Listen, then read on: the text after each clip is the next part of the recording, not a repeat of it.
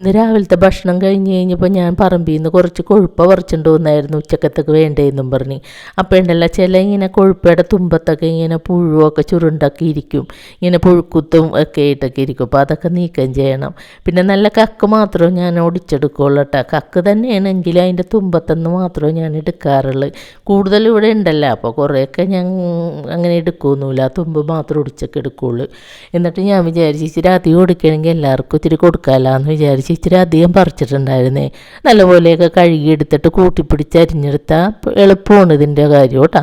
പിന്നെ നമ്മൾ ഉണ്ടല്ലോ പൈനാപ്പിൾ ഒരെണ്ണം പറമ്പിൽ ഇങ്ങനെ പഴുത്ത് കിടന്നേച്ച് അത് പറിച്ചെടുത്തില്ലെങ്കിൽ അണ്ണാനൊക്കെ ഇങ്ങനെ കാര്യമെന്ന് പറഞ്ഞ്. അപ്പോൾ ഞാൻ പറഞ്ഞു നമുക്കൊരു ചാറൊക്കെ വെക്കാം, ബജ്ജി ഉണ്ടാക്കിയൊക്കെ ചെയ്യാമെന്ന് പറഞ്ഞു. അപ്പോൾ ചേട്ടനത് പറിച്ചൊക്കെ എടുക്കാമെന്നും പറഞ്ഞ് പോയതാണേ. അപ്പോൾ ഞാൻ അപ്പുറത്തോട്ടൊക്കെ ചെന്നൊക്കെ ഒന്ന് നോക്കിയായിരുന്നു, മഴയൊക്കെ ആണെങ്കിലും ചെളിയൊക്കെ ആണെങ്കിലും. അപ്പോൾ നോക്കിയപ്പോൾ ഉണ്ടല്ലോ പൈനാപ്പിൾ ഉണ്ടായി നിൽപ്പുണ്ടേ. ഇത് നല്ല ഭംഗിയാണ്, 2 കളറിലെ പൈനാപ്പിൾ ഇവിടെ ഉണ്ട് കേട്ടോ. അപ്പോൾ ഇതിനകത്തൊക്കെ ഇങ്ങനെ നിറച്ച് ചെടികളൊക്കെ ഉണ്ടാവും, അതിൻ്റെ മീതയിൽ ഇങ്ങനെ നിറയെ പുറ്റുപോലെയൊക്കെ. അപ്പോൾ നമുക്ക് വേറെയൊക്കെ നട്ടുപിടിപ്പിക്കാൻ സുഖമാണ്. പിന്നെ കാട് പിടിച്ചേക്കണ കാരണം ഉണ്ടല്ലോ വള്ളിയൊക്കെ ചുറ്റി കിടക്കണ കാരണം ഞാൻ പിന്നെ അധികം സമയം അവിടെ നിന്നില്ല. പിന്നെ എല്ലാവരും പറയും ഇതിൻ്റെ ഈ പൈനാപ്പിളൊക്കെ നടിയണമെങ്കിൽ അവിടെ പാമ്പുണ്ടാവുമെന്ന് പറയുകയെ. ഇന്നുവരെ ഞാൻ പാമ്പിനെ ഒന്നും കണ്ടിട്ടില്ല കേട്ടോ. പിന്നെ നമ്മൾ കുറച്ച് ഇഞ്ചിയൊക്കെ നട്ടിട്ടുണ്ടായിരുന്നു, ആ ഇഞ്ചിയൊക്കെ നല്ല രീതിയിലൊക്കെ ആയി നിൽപ്പുണ്ട്.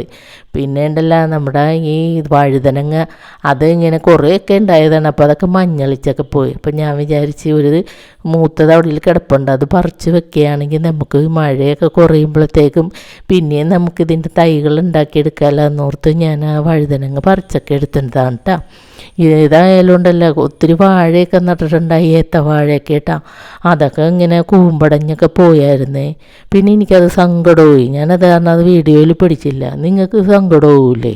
അതാണ് ഞാനത് പിടിക്കാഞ്ഞത്.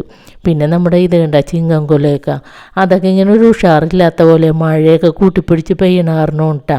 എങ്കിലും അതൊരു 5-8 കൊല അവിടെ ഇവിടെയൊക്കെ ആയിട്ടൊക്കെ ഉണ്ട്. പിന്നെ ഇപ്പുറത്തേക്ക് കുറേ ഇഞ്ചി പിന്നെ ഇവിടെയൊക്കെ നട്ടിട്ടുണ്ട്. പിന്നെ മഞ്ഞൾ അതേപോലെ ഇങ്ങനെ കിളിർത്തൊക്കെ നിൽപ്പുണ്ട്. അതിങ്ങനെ പറിച്ചൊന്നും നട്ടിട്ടൊന്നുമില്ല, ഈ മഴയും പിടിച്ച കാരണം മടിയായിട്ട് പാടില്ല. ചേനയൊക്കെ ആണെങ്കിൽ മഞ്ഞളിച്ച പോലെയൊക്കെ ആയിപ്പോയി. എങ്കിലും ഈ മഴ ഒന്ന് കുറയുമ്പോഴത്തേക്ക് അത് ഉഷാറായിക്കോളൂ എന്നൊക്കെ വിചാരിക്കണ്. കപ്പങ്ങ മരമൊക്കെ ആണെങ്കിൽ വീണൊക്കെ പോയി, ഇനി 2 നിൽപ്പുണ്ട്. അതിനിത്തിരി മണ്ണൊക്കെ താങ്ങി കൊടുത്താൽ നല്ലതായിട്ട് കിട്ടുമെന്നൊക്കെ പറഞ്ഞ് ഞാൻ ഇരിക്കണേണ്. എന്ത് തന്നെയായാലും ഒരു കപ്പങ്ങയൊക്കെ നമ്മുടെ വീട്ടിലുണ്ടെങ്കിൽ പൈസ കൊടുത്തൊന്നും നമുക്ക് മേടിക്കണ്ടല്ലോ. അത് നമുക്ക് കടയിൽ നിന്നൊക്കെ മേടിച്ചുകൊണ്ട് വരുമ്പോൾ ഒരു രസവും ഉണ്ടാവില്ല, വാടിയതൊക്കെ ആയിരിക്കും. പിന്നെ ഈ മൂന്നാറിന്നുണ്ടല്ലോ ഒരു പേരത്തൈ കൊണ്ടുവന്നിട്ടുണ്ടായേ.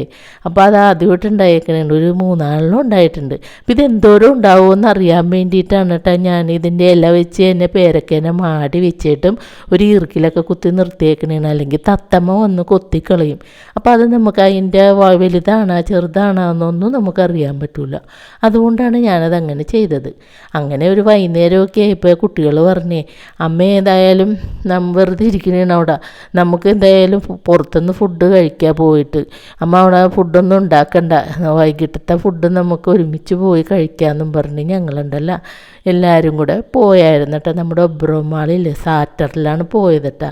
കുഞ്ഞിൻ്റെ ബർത്ത്ഡേ ആയിരുന്നേ, 3 വയസ്സ് തികയണേരുന്ന് സായിമോളുടെ. അങ്ങനെ സായിമോളിന് ഭയങ്കര സന്തോഷമായി. ലൈലമ്മാമ്മയും കൂടെ ഉണ്ടല്ലോ. അപ്പാപ്പ എന്ത് ചെയ്യുമെന്ന് പറഞ്ഞപ്പോൾ അപ്പാപ്പക്ക് ഒരാവശ്യം ഉള്ളതുകൊണ്ട് അപ്പാപ്പ പോയി, പിന്നെ വരുമെന്ന് പറഞ്ഞപ്പോൾ അന്ന് അമ്മാമ്മ വന്നോന്നും പറഞ്ഞ് അങ്ങനെ സന്തോഷത്തോടുകൂടെ ഞങ്ങളെല്ലാവരും കൂടെ പോയായിരുന്നു കേട്ടോ. അങ്ങനെ ഇവരവിടെ നിന്ന് കേക്കൊക്കെ മുറിച്ചൊരു 7 മണിയൊക്കെ ആയപ്പോഴാണ് ഇങ്ങോട്ട് വന്നത്, എന്നെയും കൂട്ടിക്കൊണ്ട് പോകാൻ വേണ്ടിയിട്ട്. അപ്പം ഞങ്ങൾ വീട്ടിൽ നിന്ന് ഇറങ്ങിയപ്പോൾ 8 മണിയായിട്ടാണ്.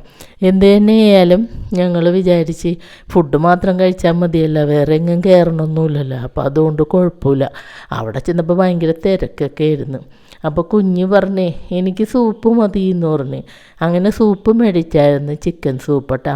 അപ്പം ഞാനങ്ങനെ വലിയ കാര്യമൊന്നുമല്ല എനിക്ക് ഇങ്ങനെ സൂപ്പൊക്കെ.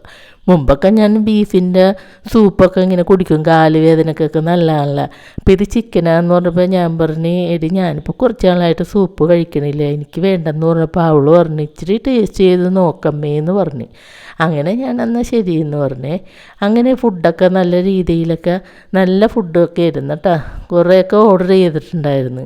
അപ്പോൾ ഈ കുഞ്ഞുണ്ടല്ലോ, കുഞ്ഞിന് ഇതൊന്നും വേണ്ട, കുഞ്ഞി സൂപ്പ് മാത്രം കഴിച്ചിട്ടും കുഞ്ഞിന് എങ്ങനെയെങ്കിലുമൊക്കെ ഒന്ന് പുറത്തേക്ക് പോയാൽ മതി എന്നുള്ള ഇതാണ്. എവിടെയെങ്കിലുമൊക്കെ കറങ്ങണ കാര്യമൊക്കെ ഇഷ്ടമാണ് ആശാട്ടിക്ക്.